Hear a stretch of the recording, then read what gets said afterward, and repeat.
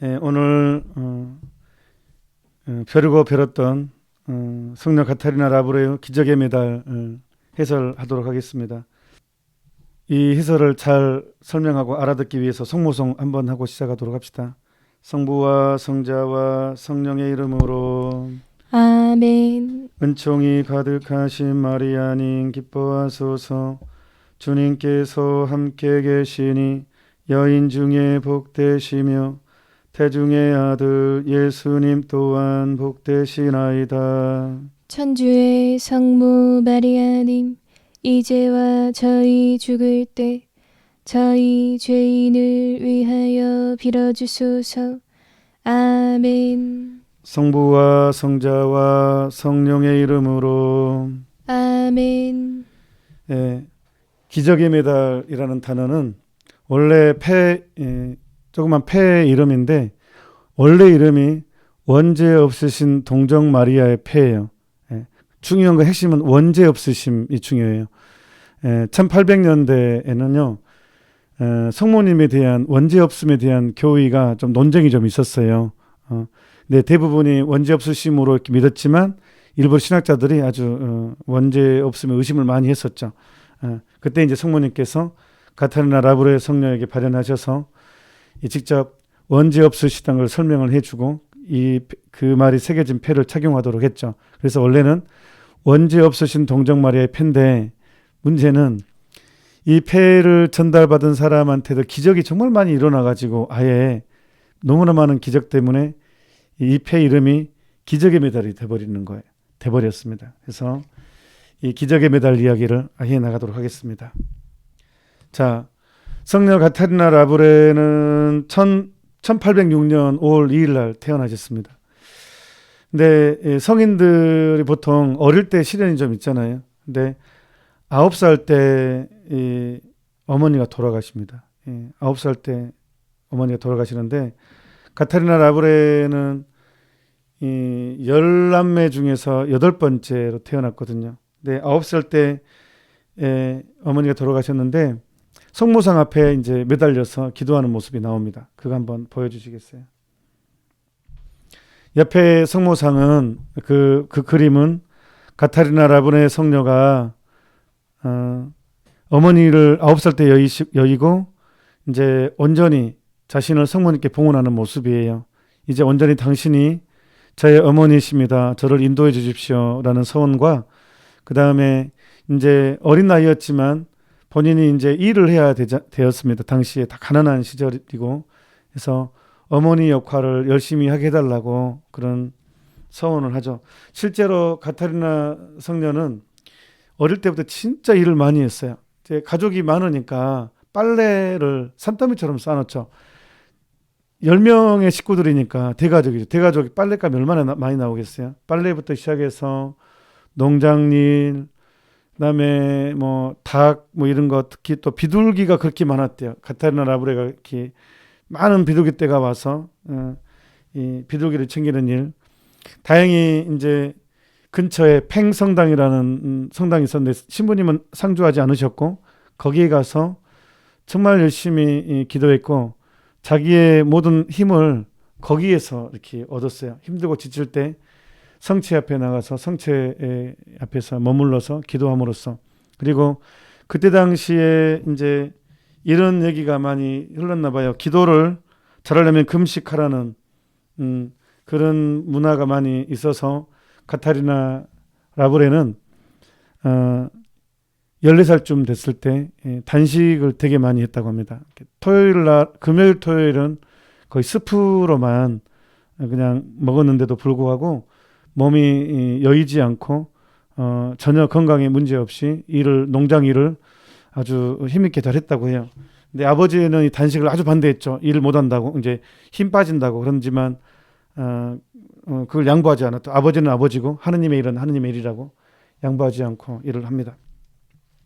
그리고 이제 수녀원 입회 전에 팽성당에서 기도하는 중에 의미 있는 발현을 경험해요. 그 발현 모습 한번 띄워보도록 하겠습니다. 지금 옆에 사진은 그 누구냐 그러면 그 모자 쓴 바로 뭐 성인전 많이 아시면 바로 알아볼 것입니다. 빈센트 드보울입니다. 미리 이 가난한 자들의 아버지시죠. 근데 미리 이 수도에 입회하게 된 사랑의 딸의 입회 전에 미리 이 신부님의 미사하는 모습을 환시로 보게 돼요. 그래서 도미누스 보비스쿰, 주님께서 여러분과 함께하는 그 환시를 봅니다. 그리고 이제 환시가 사라지죠. 그래서 이제 수녀원 가서 이제 빈센트 성인의 모습을 보죠. 그리고 이제 드디어 이제 여러 이제 어려움을 극복하고 아버지의 반대가 아주 심했어요. 일을 너무 잘했고 집안의 기둥처럼 살았기 때문에 아주 반대가 심했지만 기어코 반대를 이제 잘 설득하고 이겨내서 수녀원에 입회를 하게 됩니다. 이때가 1830년 기적의 메달에 한 연도가 새겨진 그 연도인데 1830년에 이제 기적의 메달 이 수녀원에 입회를 하게 되죠. 근데 입회한 지 얼마 안 있어서 이제 이렇게 빈센트 성인의 심장의 발현을 경험하게 됩니다. 그러니까 갑자기 성당에서 기도를 하는데 심장이 나타난 것입니다. 이제 그래서 그 경험도 하게 되고, 그러니까 준비를 하느님이 준비시키신 것 같아요. 하지만 이건 다 이제 비밀에 붙여졌고, 또 고해 신부님은 상당히 이런 발현에 대해서는 아주 단호하게 이렇게 환상에 불과하다고 이렇게 딱 취급을 했었습니다. 카타리나 라브레 수녀님은 수녀원 입회하고 나서 몇 개월 후에 바로 이제 성모님의 발현을 경험하게 돼요. 이때가 빈센트 성인 축일 전야인 1830년 7월 18일이었습니다. 그날 이제 말트 수녀님께서 수련 수녀들에게 성모님에 대한 신비를 이제 얘기해 줍니다. 그리고 이제 빈센트 성인이 성모님을 무척이나 사랑했고, 이렇게 그런 이야기를 빈센트 성인과 연결된 성모님 이야기 이렇게 하고 이제 그날 전날을 했는데, 그날 유독 이 카타리나 수녀님이 성모님을 볼 거라는 생각을 하게 됩니다. 나는 성모님 볼 것 같다, 볼 것이다, 이런 생각을 하고 잠을 듭니다. 그런데 이제 밤 11시쯤 수녀님 이름을 부르는 소리가 듭니다. 수녀님, 수녀님. 그 소리에 깨어보니까 신비로운 어린아이가 침대 발치에 서 있었습니다. 천사죠. 그 어린이는 이 카타리나 수녀님께 일어나 따라오라고 말을 합니다. 그래서 그러면서 성모님께서 당신을 기다립니다.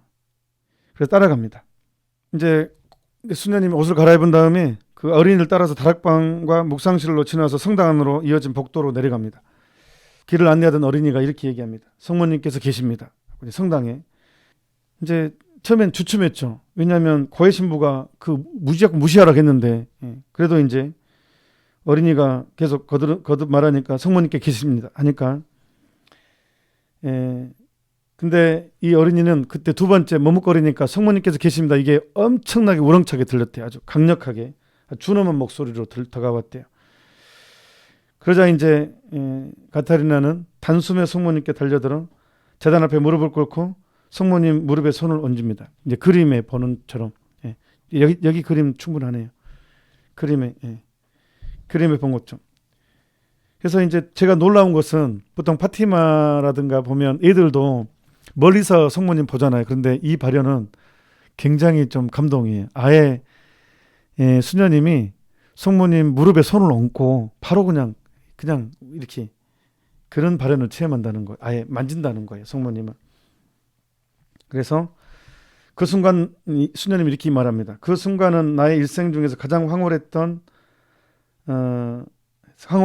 나의 체험은 도저히 말로 표현할 수 없다.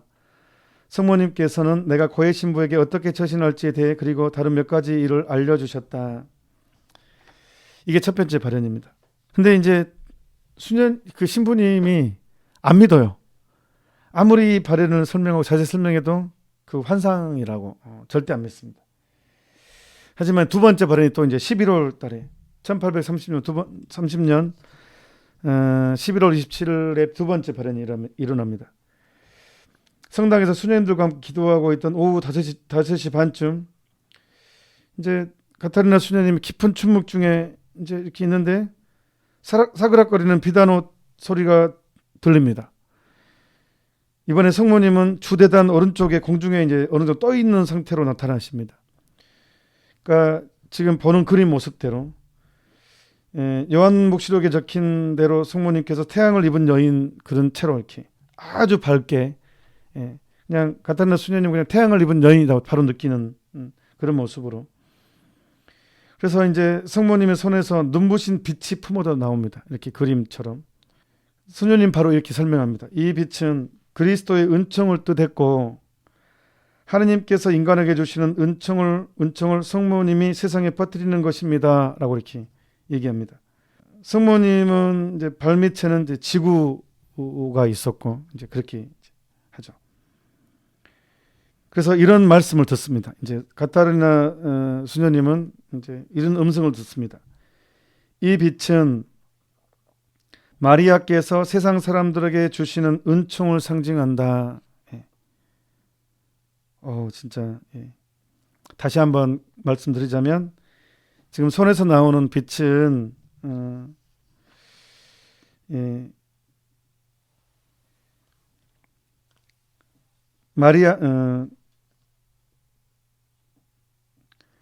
하느님께서 인간에게 주시는 주시는 은총을 성모님이 세상에 퍼뜨리는 것인데 이 빛은 마리아께서 세상 사람들에게 주시는 은총을 상징한다고 이렇게 소리가 들려왔습니다. 그리고 이제 발연의 둥그런 부분에는 이제 희미하게 이런 글씨가 새겨져 있었습니다. 이제 불어로 오 원죄 없이 잉태되신 성모 마리아님, 당신에게 도움을 청하는 저희를 위하여 빌으소서라는 이제 글귀가 이 성모님 발연 주변으로 글씨가 새겨져서 이렇게 있었습니다. 그리고 이제 이 발연한 메달이 한 바퀴 삥 돕니다. 그 뒤쪽을 볼 수 있게끔 이제 보는데, 자 뒤쪽 보여주십시오. 뒤쪽에 이제 이렇게 마리아 이니셜 M입니다. M이 새겨져 있고 십자가가 있습니다. 그 아래쪽에는 사랑을 뜻하는 두 심장이 보입니다. 예수님의 심장은 순환을 알리는 가시로 들려 있고 성모님의 심장은 칼에 찔려 있습니다. 이것은 뭐 시메온 예언자가 성모님에게 예수님의 순환을 얘기하면서 당신의 마음은 예리한 칼에 찔리듯 아플 것입니다. 라는 그것대로 이렇게 이 발연을 본 겁니다. 그러니까 이거는 가타리나 수녀님의 이대로 발연한 걸, 그래서 모습을 발연한 것을 그대로 이제 표현한 거예요. 그리고 이제 다시 앞으로 가면 마지막 발연 보면 1830년에 또한 세 번째 발연 또 이제 이렇게 이때는 이제 마지막으로 제단 뒤에 나타나십니다. 그리고 이렇게 성모님이 거듭 말씀합니다. 이 메달을 찍어라. 이 메달을 제작하라는 거죠. 그리고 성모님은 이제 헤어지기 전에 또 말씀하십니다. 너는 이제 나를 더 이상 보지 못하겠지만 기도하는 가운데 내 목소리를 듣게 될 것이다. 그래서 이제 이 메달이 세상에 나오게 됩니다. 근데 문제는 이제 신부님이에요. 그 고해 신부님이 절대 안 믿어요. 뭐 완전히 더 무시하고 더 박해를 하고 더 환상가 뭐 이상한 사람 취급을 해버립니다. 그런데 성모님은 끝까지 고백하고 끝까지 고해 신부님 얘기를 이제 가라고 해요. 근데 이제 고해 신부님이 어떻게 해서 이제 이 말을 받아들이게 됐냐 그러면 이제 가타리나 수녀님이 앞으로 오게 될 두 가지 사건에 대해서 이야기를 해요. 앞으로 닥치지 않은 일인데 임금이 폐위가 된다는 것. 너무너무 지금 잘 나가고 있는 왕이 그러니까 웃어요. 무슨 말도 안 되는 소리 하고 있냐고. 근데 얼마 안 있어서 그 일이 현실로 드러나게 돼요. 그래서 이렇게 해서 이제 그 상상하지 못했던 사건 두 가지가 그대로 수녀님이 말한 대로 이루어지기 때문에 점점 이제 이거를 이게 성모님이 하신 일일 수 있겠구나 하고 이제 그때부터 이제 의심을 점점 걷어들이게 되고 이제 주교님께 이제 보고를 하게 되고 이제 주교님의 정식 허락을 받습니다. 이 패를 찍어라 해가지고 이제 성모님께서는 항상 이 메달을 원하세요. 그러니까 하도 이제 말 안 들으니까 성모님께 화나셨어요? 화나셨어요. 그러면서 이제 하니까 고해 신부가 대주교에 대해 방금 말한 데 말을 했고 이제 이렇게 찍게 됩니다. 자, 기적의 폐의 이름이 유래가 된 이유가 이제 여기 있습니다. 제가 서두에 말했듯이 그때 당시에 전염병이 펴지고 사람들은 공포에 떱니다.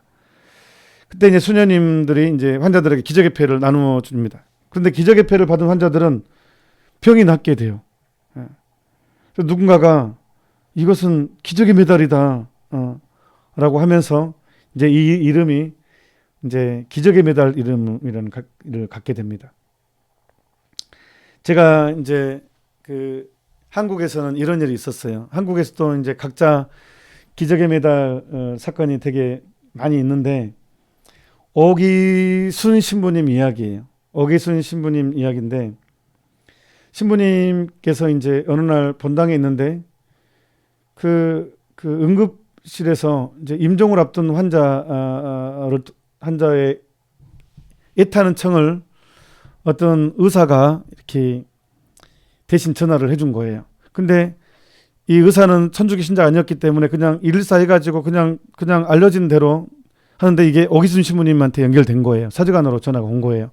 전화 딱 받으니까 여기 어디 병원인데 천주교 신자 환자가 폐결핵으로 오늘 넘기기 힘들 것 같습니다. 이 환자가 신부님을 간절히 만나기를 원합니다. 좀 와주실 수 있으십니까? 하니까 이 신부님이 이제 그 밤에 이제 늦게 이렇게 옷 다시 이제 입고 병원으로 가죠. 근데 이제 환자가 이제 의사가 먼저 신부님 이 환자는 폐결핵이고 아주 이 전염력이 강하기 때문에 잠깐만 만나고 오라고 이렇게 얘기를 해줍니다. 그래서 이제 신부님께서 이제 알겠다고 하고 이제 그 자매를 만나는데 이제 고해 성사를 듣고 영성체를 해주고 나오려고 하니까 너무 가족도 혼자 죽어가는 모습이 너무 안타까워서 그냥 병실에 있었던 거예요. 그 의사는 잠깐만 나오라는데 그냥 양해 구하고 나 괜찮으니까 그때는 그게 통했나 봐요. 여기 환자 옆에 있어주고 싶다고. 그래서 이제 이 신부님이 병실에서 있어준 거예요. 정말 대단하신 것 같아요. 저는 죽어 얼른 나왔을 텐데 피곤하다는 이름으로. 근데 이제 막 그 자매님이 임종을 앞두고 있으니까 막 목이 탔나 봐요. 그러니까 신부님이 이제 이따가 이제 물을 따라서 이제 이렇게 주니까 자매님이 눈을 뜰 거 아니에요. 근데 신부님이 안 가고 눈만 가려고 있으니까 얼마나 감동을 했겠어요. 그래서 눈물을 주르르 그면서 있는 힘을 다해서 이제 고해성사 내용이 아닌 자기 과거 그 얘기를 하는 거예요. 그러면서 기적의 폐 얘기를 하는 거예요. 그때 이 자매님이 이제 오기순 신부님은 우리 초창기 한국 천주교 초창기 멤버십니다. 근데 일제강점기도 체험하셨죠. 근데 그때 이야기예요. 근데 이 자매님이 아주 부잣집 외동딸이었대요. 천주교 집안이었습니다. 이미 그때 당시에 중학교인가 고등학교까지 나온 아주 엘리트였죠. 그때 당시에. 그런데 가출을 했대요. 고등학생 때. 근데 이 어릴 때부터 부모님이 꼭 기적의 폐를 매달아 줬대요. 기적의 폐.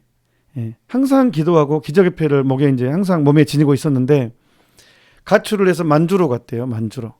만주로 가서 이제 이렇게 하다가 전전하다가 술집도 하다가 또 머리도 좋고 하니까 또 이중 스파이도 하다가 결국은 해방되고 이중 스파이가 들통나서 도망치다가 뭐 전전하다가 이렇게 이제 나중에는 걸식도 하고 폐결핵에 걸려서 병원에 입원한 거예요.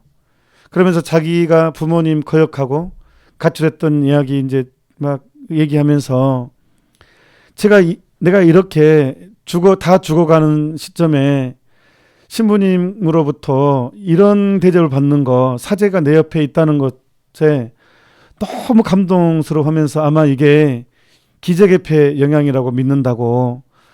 이런 큰 죄죄인인데 그래도 제가 아무리 나쁜 짓을 하고 있었음에도 불구하고 자기는 이 기적의 폐를 몸에 떼지를 않았대요. 어떤 일을 하더라도 항상 기적의 패는 자기 몸에 항상 간직하고 있었대요. 그래서 바로 성모님이 나를 그래도 마지막에 나를 구해주신 것 같다고 그러면서 아주 감격해하죠. 신부님도 그 얘기를 들으면서 너무너무 감동스럽고 또 안타깝기도 하고 하여튼 그날 저녁에 이 자매님 임종을 합니다. 그래서 신부님이 장례 비용 당신이 다 정리해가지고 당신 장례미사 다 해주십니다. 제가 보좌신부 때 이 책을 읽었어요. 그 오기순 신부님 이야기를. 그래서 내가 이 기적의 메달 이야기를 세상에 이야기해야 되겠다. 그 십몇 년 만에 하네요. 십몇 년 만에 이제 이 방송을 통해서 물론 그 전에 강론을 통해서 제가 이 기적의 메달 이야기를 했지만 이렇게 이제 정식으로 아주 이제 방송을 통해서 한 것은 이제 드디어 이 소원을 저도 이뤘습니다. 그래서 저는 이 기적의 메달의 신학적인 의미는 이거라고 생각을 합니다. 핵심은 뭐냐 그러면 동정 마리아의 원죄 없이 잉태되신 패라는 거예요. 이 원죄 없이 잉태되심이라는 것은 얼마나 중요하냐 그러면 원죄 없다는 이 개념이 악에 대한 승리거든요.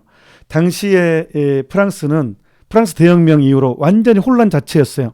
많은 사제와 수도자들이 목숨을 잃었고 재산도 빼앗기고 물론 교회의 탐욕스러운 모습도 있었지만 그냥 프랑스 대혁명 이후로 아예 인권이라는 이름으로 자해, 박해, 평등이라는 이름으로 다 몰수 죽이고 막 그런 전염병도 창궐했고 뭐 전쟁 또 뭐 그것 때문에 독일과의 전쟁 뭐 여러 가지 혼란상 아주 극도의 피폐된 상황이었거든요. 그래서 악이 창궐했던 시대. 전쟁이라는 게 악마의 작품이잖아요. 서로 인간끼리 서로 죽이게 만드는 것이니까. 그랬을 때 원죄 없이 잉태되신 패라는 게 바로 악에 대한 성모님의 승리를 선언하는 것이기 때문에 악이 기승을 부릴수록 원죄 없으신 성모님은 드러나야 되거든요.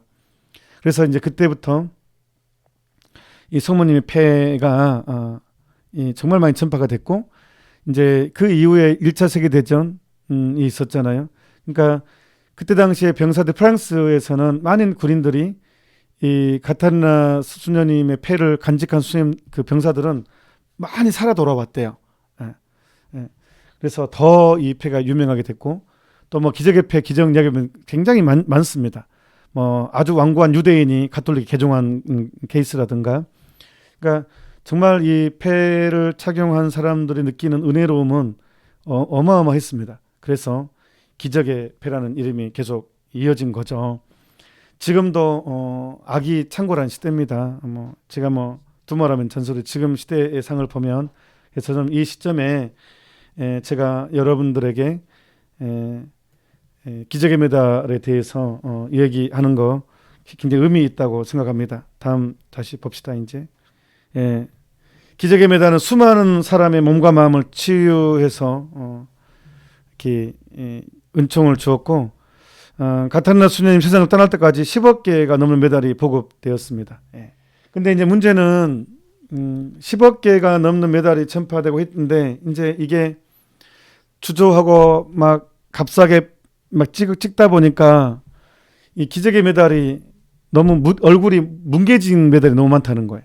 자세히 사진을 찍어서 확대해 보면 성모님 얼굴이 너무 충격적이고 너무 가슴 아프게 이렇게 표현돼 가지고 또 제가 프랑스 파리에 여기 기적의 메달 성당에서 미사를 봉헌하고 기적의 메달을 샀었을 때는 작은데 아주 선명한 것이 있었거든요. 아주 선명한 것이 있어서 제가 너무 감격을 해서 그거를 많이 사왔는데 문제는 나중에 알고 보니 그게 납성분이었다는 거예요. 그래서 이게 인체에 아주 유해한 거기 때문에 그게 다시 또 폐기처분 됐죠. 그래서 이제 납을 사용하지 못하니까 일반 주조로 하는데 이게 가공하는 면에서 이제 중국산으로 이렇게 값싸게 하다 보니까 이게 성모님의 얼굴이 뭉개지고 글씨도 흐릿하되고 그 뒷면 MT 이것도 또 그다음에 심장도 흐릿하게 된 이게 너무 조잡하게 만들어지는 게 너무 많다는 게 이제 지금 가슴 아픈 현상입니다. 그래서 지금 너무 이제 조잡한 게 너무 주석으로 막 값싸게 중국산 하다 보니까 성모님의 얼굴이 뭉개진 것들이 너무 많이 나와서 가슴이 아팠는데 아마 최근에 누군가에 의해서 황동으로 의해서 이 아주 눈, 코, 입이 정확하게 표현된 기저귀폐가 나온 것으로 알고 있습니다.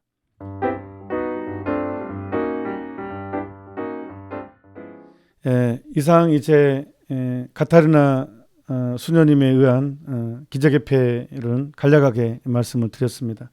그리고 이제 이어서 분도패, 베네토패에 대해서 말씀드리겠습니다.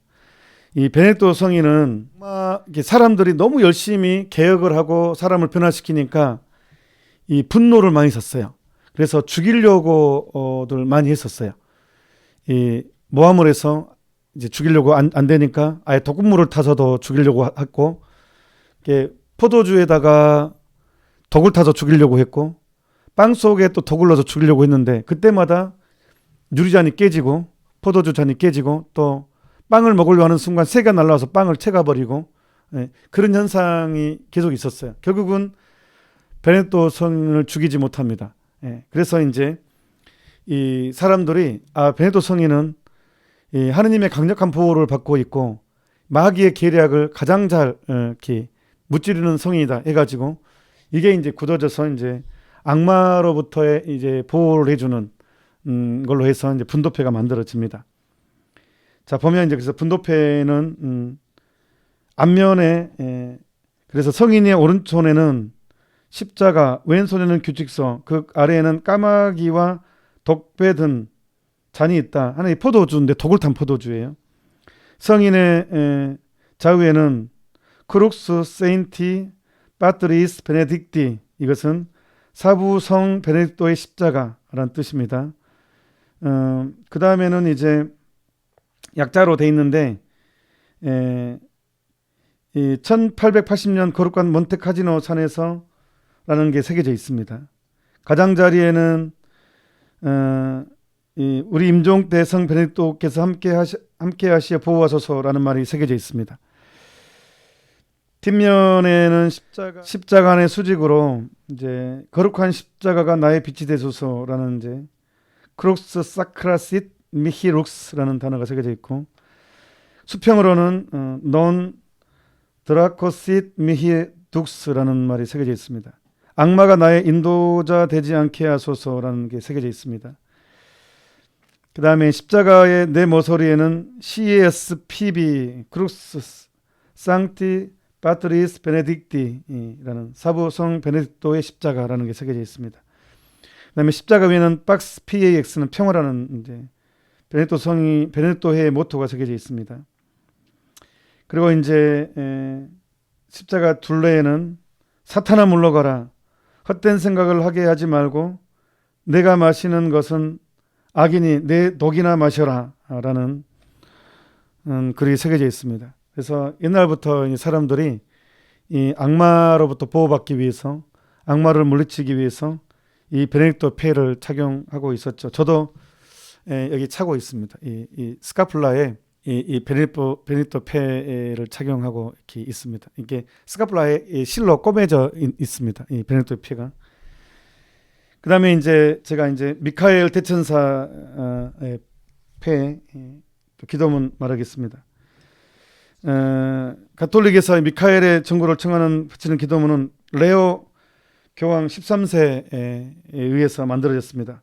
1884년 10월 13일 레오 13세께서는 미사를 봉헌한 후 제단을 내려오다가 환시를 보게 되었는데, 악마가 하느님 앞에서 100년만 시간을 준다면 교회를 유린할 수 있다고 장담했다는 내용이 전해집니다. 그래서 레오 13세는 특별히 미카엘 대천사에게 악마를 지옥으로 던져달라는 내용으로 기도문을 작성해서 미사를 마친 뒤 드리는 기도의 마지막에 덧붙였습니다. 그래서 CMBS에서는 이제 미사 후에 이 기도를 바치고 있죠. 교황 요한 보리세는 이 세상의 어둠과 악의 세력을 대항하기 위해 이 기도를 가급적 많은 가톨릭 신자들이 매일 바치기를 권장을 했습니다. 그 다음에 소천사는 역시 제가 이미 교리에 소천사의 편에서 설명을 했으니까 그때 참조하시면 되겠습니다. 그래서 오늘은 제가 특별히 카타리나 수녀님에 의한 기적의 메달과 베네토 메달, 그다음에 미카엘 천사 기도문하고 또 패 말씀을 드렸습니다. 수호천사패도 존재합니다. 아무튼 이 시대는 신앙생활은 끊임없는 전쟁입니다. 영적인 전쟁입니다. 에페소서 6장에 보면 우리가 싸워야 될 무기는 인간이 아니라 하느님의 무기로 싸워야 된다고 했는데, 저는 하느님의 무기가 바로 말씀, 성서 복음 말씀과 성체, 성모님과 연관된 것들, 그다음에 성수, 그다음에 기적의 패, 베네토의 패, 또 미카엘 천사, 수호천사, 이런 우리에게 주어진 은혜들, 은사들, 또 준성사들이 아닌가, 그렇게 저는 생각을 합니다. 그래서 이것들을 통해서 우리 영적인 전쟁에서 잘 승리하고 마침내는 완벽한 하늘나라의 주인공이 되었으면 좋겠습니다. 수고하셨습니다.